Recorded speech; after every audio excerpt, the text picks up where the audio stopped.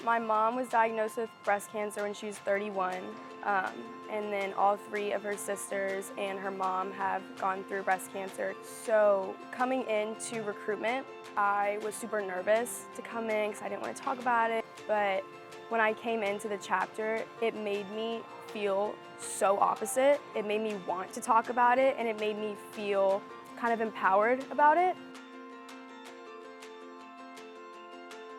Being a woman, it's really important to stay connected to our philanthropy because even though you may not currently be dealing with breast cancer or know someone who is, there is such a high chance of anyone around you or even yourself getting it. So making sure that you stay informed as well as the people around you stay informed is just so important because if it pops up and you don't know what's going on, it's going to put you in a much worse state than if you were educated previously.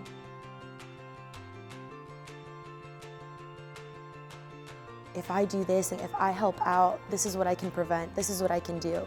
Literally just by being aware of how to check yourself and take precautions, you can take so many measures just to prevent so many things from happening that have to do with breast cancer. When we were doing our Think Pink basketball game, we were doing a 50-50 raffle and we were trying to sell tickets to people at the door, and one of the basketball coaches actually came through and he was like, "What are you selling these tickets for?" And we told him that our philanthropy was breast cancer education and awareness, and he was like, "That is so amazing because I had breast cancer."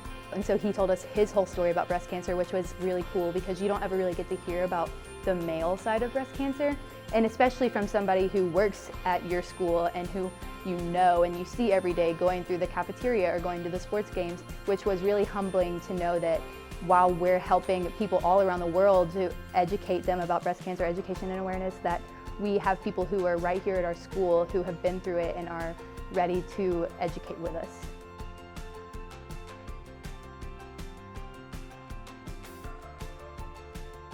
In 1992, I was actually at convention when we adopted breast cancer awareness and education as our philanthropy.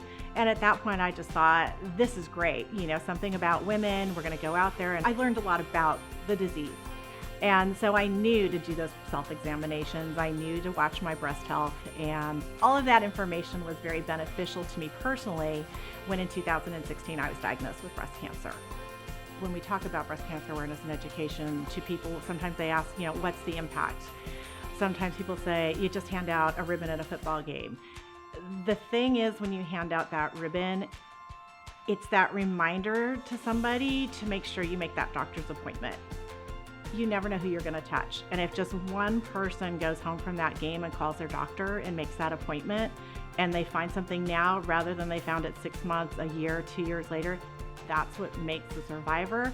That's right now the only cure you really can have. So for me personally, when I was impacted, I did have to say thanks to Zeta.